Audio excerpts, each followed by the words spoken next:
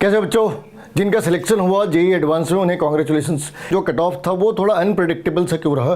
दूसरी सीट ही 18,000 है, तो 56,000 लोग क्वालिफाई करते हैं। उनका होता क्या है, वो कौन से बच्चे होते हैं जिनका सिलेक्शन होता है और वो कौन से बच्चे होते हैं जिनका सिलेक्शन नहीं होता है। तो 2015 से लेकर आज तक सिर्फ 3 बार ही ऐसा हुआ जब कट ऑफ 100 के ऊपर गई है। 124, 128 और 109, 2015, 2017 और 2024। जैसे 2018 में कट ऑफ 90 रही, 2019 में कट ऑफ 93 रही, वैसे 2020 में 69 और 2021 में 63 रही। तो जो बॉटम रैंक और लोअर रैंक के लोग थे या जो लोग सेलेक्ट नहीं हुए, उन्हें वो पेपर पिछले साल जैसा ही हार्ड दिखा। तो ये कह सकते हैं कि इस बार मेरिट थोड़ी ज़्यादा निकल गई। अब आते दूसरे वाली पार्ट के ऊपर कि जब सीट ही 18,000 है तो 56,000 रिजल्ट निकलती क्यों है।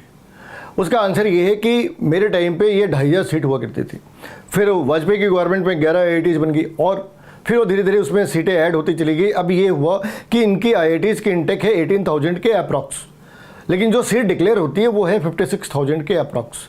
तो तुम सोचोगे ये 3x का गैप क्यों है। उसके पीछे रीज़न ये है कि जो ट्रिपल IITs हैं उनके अंदर 10,000 है, जो गवर्नमेंट फंडेड इंजीनियरिंग कॉलेजेस हैं उनके अंदर 10,000 है, और NIT के 25,000 सीटें जोड़ लेते हैं। इस सारी को जोड़कर 56,000 से थोड़ी ज़्यादा, करीब 60,000 के अप्रॉक्स सीटें बन जाती है। तो ये तो कितने निकाल रहे, 56,000 निकाल रहे। लेकिन कहानी के अंदर एक छोटी सी प्रॉब्लम और भी है भाई। जेई मेंस का भी तो निकाला ना इन्होंने, जेई मेंस की भी तो इन्होंने रैंक निकाली 2.5 लाख, फिर वो लोग कहाँ जाएंगे।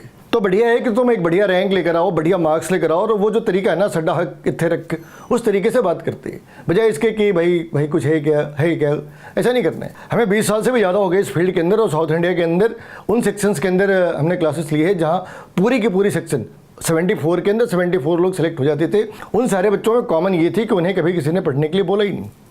जिसे कभी किसी ने पढ़ने के लिए नहीं बोला वही जेई के टॉपर्स होते, बल्कि सेलेक्ट भी वही होते। अदरवाइज तुम्हारे पास ऑप्शन ये होंगे कि तुम ग्रेजुएशन करो और अनएम्प्लॉयड की भीड़ में शामिल हो जाओ। तो हमें ये भी देखना है कि हम किन के साथ भाग रहे हैं, हम व्हेल के साथ तैरना चाहते हैं या सड़ी मछलियों के साथ जीना चाहते हैं। तुम्हें भी सोचना है कि पढ़ाई करके ना तुम सोसाइटी के ऊपर ऑब्लिगेशन डाल रहे, ना पेरेंट्स के ऊपर ऑब्लिगेशन डाल रहे, तुम खुद की इंप्रूवमेंट कर रहे, तुम अपनी एंट्रोपी कम कर रहे, तुम 18-19 ईयर की एज में जाके सेटल्ड हो रहे।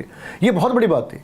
अदरवाइज जो बेरोजगारों की भीड़ है उसमें शामिल हो जाओ, किसी ने मना थोड़ी कर रहा है। अगर तुम्हारी कोई क्वेरीज है या तुम कुछ जानना चाहते या तुम्हें लगता है कि हम तुम्हारी किसी तरह की मदद कर सकते, तो नीचे कमेंट बॉक्स में तुम अपनी प्रॉब्लम, अपनी असुविधा लिख सकते।